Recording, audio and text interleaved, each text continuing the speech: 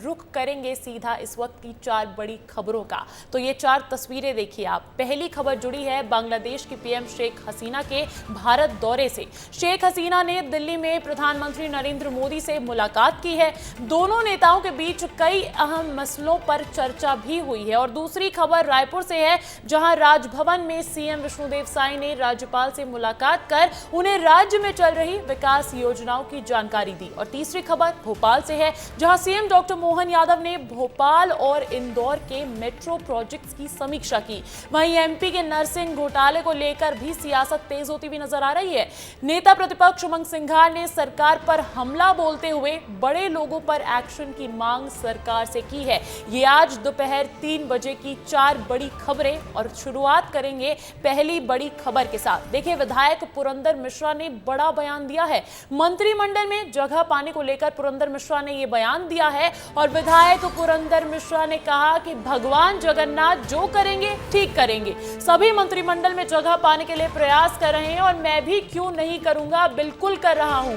वहीं पुरंदर मिश्रा ने यह भी कहा कि बृजमोहन अग्रवाल के इस्तीफे के बाद अब निश्चित तौर पर रायपुर से एक मंत्री होना ही चाहिए, क्योंकि रायपुर राजधानी है प्रदेश की, तो यहां से तो मंत्री अवश्य होना चाहिए। मांगे तो सभी 54 विधायक मंत्री बनने की कर रहे हैं, लेकिन सबका बनना संभव नहीं है और अपनी दावेदारी भी पेश की है। यहां पर विधायक पुरंदर मिश्रा ने तो बड़ा बयान, जहां मंत्रिमंडल को लेकर ये कयास लगाए जा रहे हैं कि कोई एक मंत्री बनाया जा सकता है आने वाले दिनों में। ऐसे में विधायक पुरंदर मिश्रा का बड़ा बयान निकलकर सामने आया। और खास बात यह है कि जब आज राज्यपाल से मिलने सीएम विष्णुदेव साई पहुंचे थे, तो उस मुलाकात में विधायक पुरंदर मिश्रा भी वहां मौजूद थे, तभी से इनका नाम निकलकर सामने आ रहा है। इसी बीच इनका ये बयान, इसके कई मायने निकलकर सामने आ रहे हैं। मंत्रिमंडल में जगह पाने को लेकर पुरंदर मिश्रा ने ये बयान दिया है। विधायक पुरंदर मिश्रा ने कहा कि भगवान जगन्नाथ जो करेंगे ठीक करेंगे। क्या कुछ कहा है, सुनवाते हैं आपको।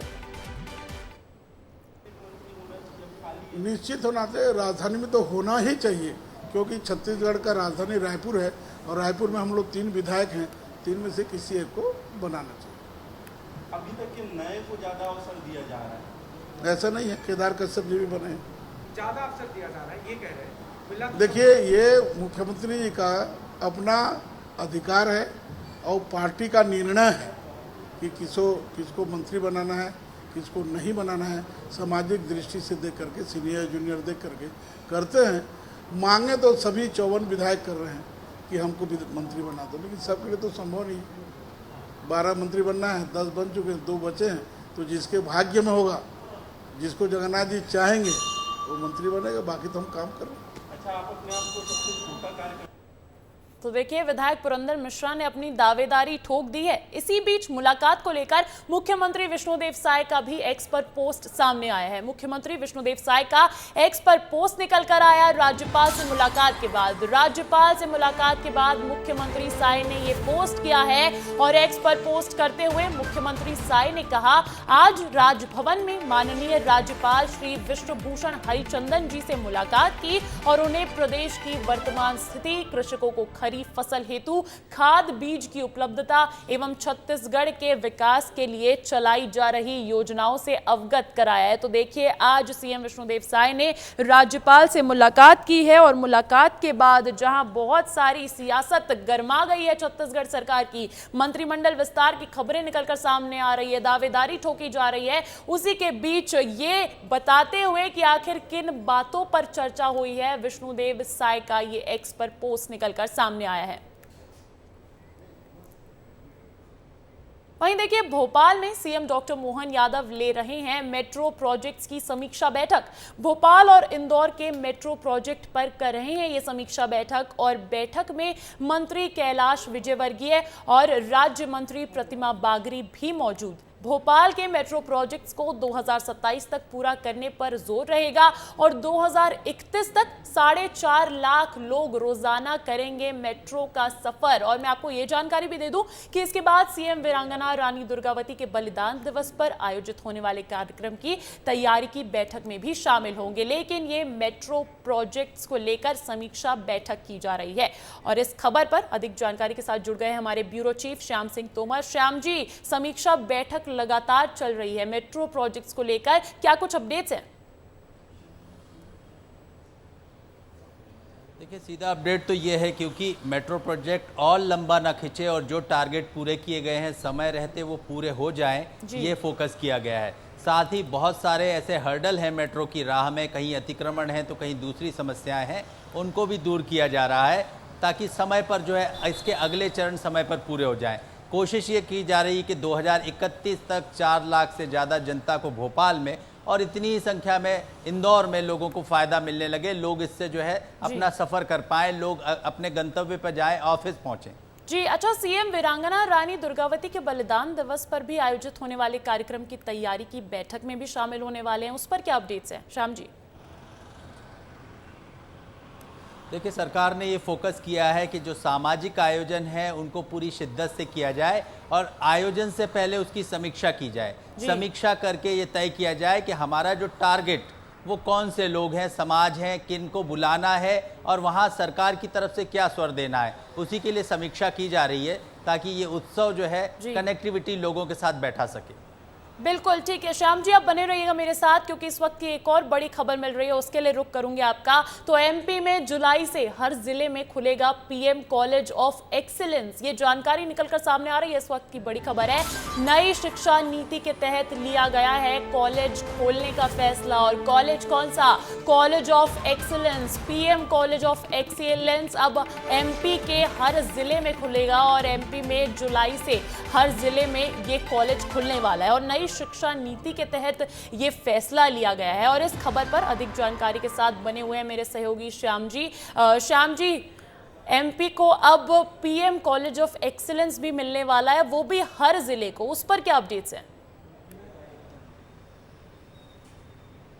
ठीक है, सीधी सी बात है, नई शिक्षा नीति लागू होने के बाद में सब कुछ एक्सीलेंस यानी सर्वश्रेष्ठ करना है, उत्कृष्ट करना है। इसी दिशा में एक कवायद है, कोशिश हर जिले को एक पीएम श्री स्कूल मिले और साथ में जो है एक्सीलेंस कॉलेज मिले, ये फोकस किया जा रहा है।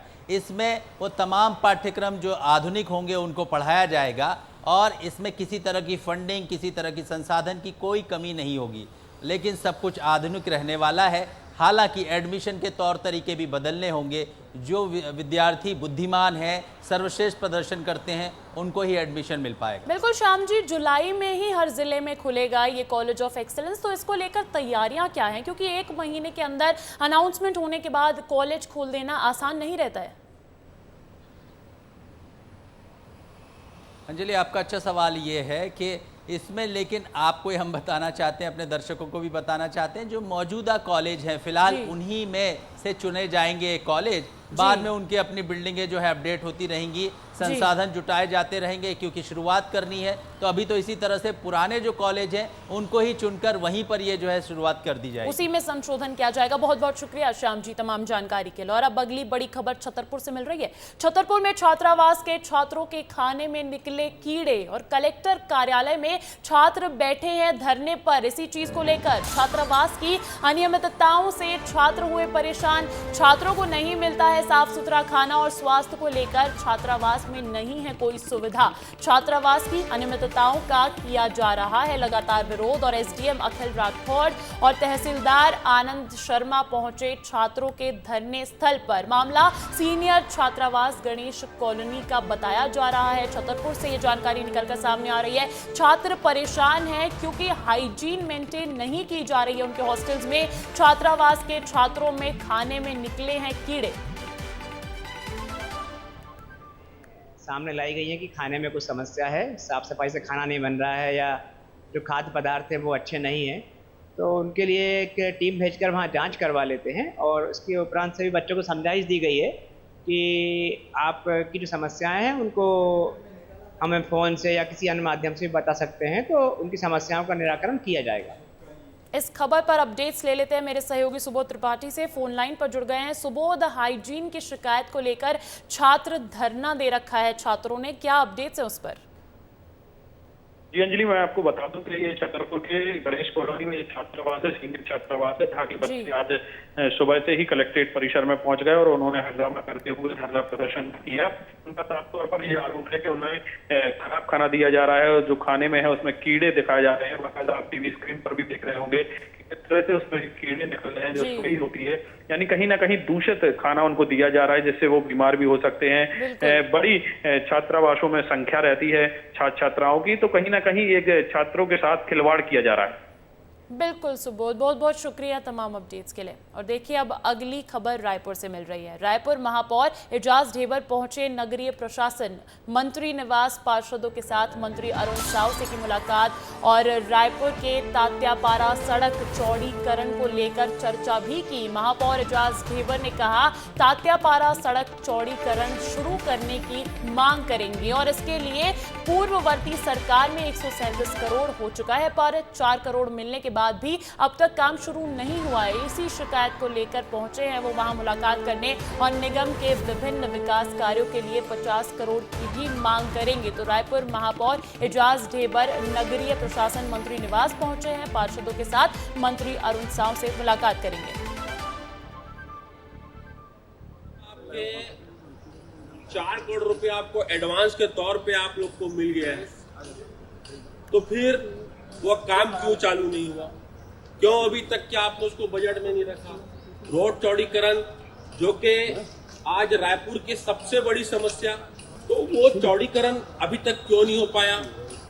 तो अभी एजेंसी हम लोग चेंज करने के लिए बात करने आए हैं, तो आप उसको चेंज करके आप एजेंसी को चेंज कर दो, पीडब्ल्यूडी की जगह आप रायपुर नगर निगम कर दो, तो मुझे लगता है कि काम बहुत तेजी से हो जाएगा। देखिए कांग्रेस पार्टी पूरी तरह से अमरवाड़ा उपचुनाव में लगी हुई है, तो वहीं पार्टी की नजर मॉनसून सत्र पर भी है। साथ ही बागी विधायकों रामनिवास रावत और निर्मला सप्रे को लेकर भी वो कोई फैसला कर सकती है।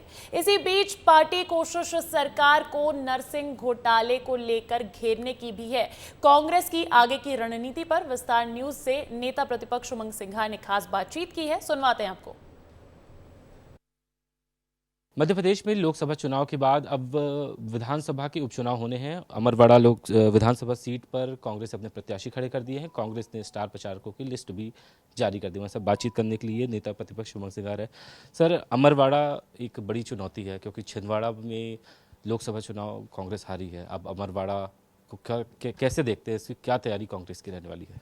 निश्चित तौर से पार्टी संगठन पूरी तरह मजबूती के साथ पिछले 1.5 महीने से चुनाव के लिए तैयारी में लगा है और हमारे अध्यक्ष जी सुखदेव पान से वहाँ के स्थानीय विधायक सब लगे हैं, तो मजबूत स्थिति में और निश्चित तौर से कांग्रेस वहाँ पे जीतेगी, ऐसा मुझे विश्वास है। विजयपुर और बीना में भी कांग्रेस के जो विधायक थे वो बीजेपी में शामिल हो गए, हालांकि इस्तीफा नहीं दिया है। विधानसभा का 1 जुलाई से सत्र शुरू होने वाला, क्या वो कांग्रेस में बैठेंगे या फिर उनके दल बदल को लेकर कांग्रेस शिकायत करेगी? देखिए, पार्टी में बैठने का सवाल ही नहीं। जो पार्टी से जा चुका है तो उसे पार्टी इस पर बिठाने की तो कोई आवश्यकता ही नहीं रही। उस संबंध में कार्रवाई तो आजकल मैं कार्रवाई विधानसभा अध्यक्ष जी को कर रहा हूँ। मध्य प्रदेश में परीक्षाओं को लेकर कई सारे गड़बड़ी सामने आई। मध्य प्रदेश कर्मचारी चयन मंडल परीक्षा कराने वाली है और एक परीक्षा को लेकर एक कंपनी को पहले टेंडर दिया गया, अब उसी कंपनी पर निगरानी कराने के लिए एक और टेंडर जारी कर दिया गया। तो आखिर सवालों की घेर भी कहाँ है मध्य प्रदेश में परीक्षा का चयन मंडल?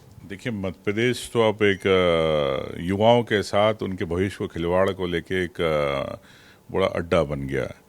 पहले व्यापम का घोटाला हुआ, उसके बाद पटवारी घोटाला हुआ, आप चयनित की बात कर रहे इसका, तो इस प्रकार के घोटाले हो रहे। नरसिंह का आपने देख ही लिया सामने, और जो पीएससी के थे आपके जोशी जी अब एनटीए के चेयरमैन हैं, वहाँ पे जा चुके हैं। तो एनटीए ने क्या करा नीट की परीक्षा में, हमारे राहुल जी ने इस मामले को उठाया भी है, कांग्रेस ने भी उठाया। तो निष्पक्षता होना चाहिए। अगर निष्पक्षता नहीं रहेगी तो देश के युवा, प्रदेश के युवाओं का भविष्य खतरे में। ये भारतीय जनता पार्टी को एक जवाबदारी के साथ इसमें तय करना चाहिए। ये थे उमंग सिंघार जो कह रहे हैं कि विधानसभा में जनता से जुड़े हुए सभी सवाल उठाए जाएंगे। कैमरामैन नागिन के साथ विवेक पांडे, विस्तार न्यूज़, भोपाल। अच्छा, केंद्रीय मंत्री शिवराज सिंह चौहान के बेटे कार्तिकेय चौहान ने अपने पिता को लेकर बड़ा बयान दिया है। कार्तिकेय चौहान ने कहा है कि शिवराज सिंह चौहान के सामने दिल्ली भी नतमस्तक है। कार्तिकेय चौहान ने शिवराज सिंह चौहान को कश्मीर से कन्याकुमारी तक सबसे लोकप्रिय नेता भी बता दिया है। सुनवाते हैं आपको क्या कुछ कहा है। जानते तो पहले भी थे, इससे पहले मुख्यमंत्री के रूप में भी हमारे नेता लोकप्रिय थे। लेकिन पता नहीं आजकल ऐसा क्यों लगता है, जब मुख्यमंत्री नहीं रहे तो और ज्यादा लोकप्रिय हो गए, और अब जब इतनी प्रचंड जीत के बाद हमारे नेता गए हैं तो आज पूरा दिल्ली भी नतमस्तक है। आज पूरा दिल्ली भी उनको जानता है, उनको पहचानता है, उनकी सम्मान करता है। और दिल्ली क्या, कश्मीर से लेकर कन्याकुमारी तक अगर किसी देश में सबसे बड़े नेताओं में अगर गिनती की जाती है तो हमारे नेता आदरणीय शिवराज सिंह चौहान जी। तो बयान तो दे दिया कार्तिकेय चौहान ने, लेकिन अब इसके सियासी मायने भी निकाले जा रहे हैं। देखिए, देश भर में नीट और नेट परीक्षा में धांधली को लेकर विवाद जारी है। इसी बीच परीक्षा आयोजित करवाने वाली एनटीए पर सवाल खड़े हो रहे हैं। वहीं इसी बीच मध्य प्रदेश में कर्मचारी चयन मंडल बोर्ड का एक कारनामा सामने आया है, जिसमें मध्य प्रदेश में सरकारी नौकरी के लिए भर्ती परीक्षा आयोजित करवाने के लिए बोर्ड ने निजी कंपनी को टेंडर दिया है। इतना ही नहीं, उस कंपनी पर निगरानी करने के लिए एक और कंपनी को ठेका दिया गया है। कंपनियों को 200 करोड़ का टेंडर दिया गया है। दरअसल मध्य प्रदेश में भर्ती परीक्षाओं के लिए 2 एजेंसीज नियुक्त की जाएंगी। एक एजेंसी ऑनलाइन परीक्षा कराएगी तो दूसरी एजेंसी परीक्षा कराने वाली एजेंसी की निगरानी करेगी। कहा जा रहा है कि भर्ती परीक्षाओं में पारदर्शिता लाने के लिए यह व्यवस्था की गई है। इस हैरान करने वाले फैसले से कर्मचारी चयन मंडल की परीक्षा व्यवस्था सवालों के घेरे में आ गई है। अच्छा, अंबिकापुर से खबर मिल रही है। अंबिकापुर में एंटी करप्शन ब्यूरो की बड़ी कार्रवाई देखी गई है। घूस लेते हुए एसडीएम समेत 4 लोगों को रंगे हाथों पकड़ा गया है। 50,000 रुपए की रिश्वत लेते हुए पकड़ा गया और जमीन विवाद में फरियादी से वो घूस ले रहे थे। मैं इस वक्त मौजूद हूँ सरगुजा जिले के उदयपुर में, और उदयपुर का ये एसडीएम कार्यालय है। आप देख रहे होंगे ये एसडीएम यानी एक प्रकार का ये डिप्टी कलेक्टर, अपर कलेक्टर रैंक के अधिकारी होते हैं। लेकिन जब अपर कलेक्टर और डिप्टी कलेक्टर रैंक का अधिकारी सीधे तौर पर आम लोगों से रिश्वत लेने लगे तो उसको आप क्या कहेंगे। रिश्वत लेने का यहाँ पे बड़ा खेल चल रहा था, और कल यहाँ पे एसीबी की टीम ने 50,000 रुपये रिश्वत लेते हुए एसडीएम और उनके कर्मचारियों को यहाँ गिरफ्तार किया है। आप समझ सकते हैं कि कितना बड़ा एक गठजोड़ है अधिकारियों का जो रिश्वत लेने वालों का है। सबसे बड़ा गठजोड़ इसलिए हम इसको कह रहे हैं क्योंकि एसीबी ने एसडीएम को जहाँ अरेस्ट किया उसके साथ ही साथ उनका जो क्लर्क थे उनको भी गिरफ्तार कर लिया। उसके साथ उनका जो प्यून था उसको भी पकड़ा, और जो एसडीएम के जो गार्ड थे उनको भी पकड़ा। आपको दिखाना चाहेंगे हम आपको। देखिए पूरा जो इलाका है, कल यहाँ पे पूरा बरामदे में कल एसीबी के अधिकारी यहाँ मौजूद थे और बड़ा हलचल का माहौल था। उसके बाद यहाँ पे अफरा तफरी की स्थिति बन गई क्योंकि पहली बार सरगुजा जिले में किसी एसडीएम को रिश्वत लेते हुए पकड़ा गया है। यहाँ पे तहसील के जो कर्मचारी हैं वो भी हमारे साथ मौजूद हैं। हम उन लोगों से भी बात करने की कोशिश करेंगे। वो ले जा रहे थे, उस समय पता चला। अच्छा, हाँ। क्या पता चला? कि पकड़ लिए हैं एसडीएम साहब को। तो एसडीएम साहब के साथ 3 लोग और थे, उनका गार्ड भी था, उनका भी था। हाँ, प्यून। एसडीएम का जो कार्यालय है जहाँ पे एसडीएम बैठा करते थे वहाँ पे बंद है। एसडीएम का कार्यालय पूरी तरीके से बंद है। रिश्वतखोरी के मामलों को देखकर तो यही लगता है कि अधिकारी रिश्वत के चक्कर में कई मामलों को महीनों सालों तक अपनी टेबल पर, फाइलों पर दबा कर रखे रहते हैं। वीडियो जर्नलिस्ट आकाश प्रधान के साथ दिलीप जायसवाल, विस्तार न्यूज।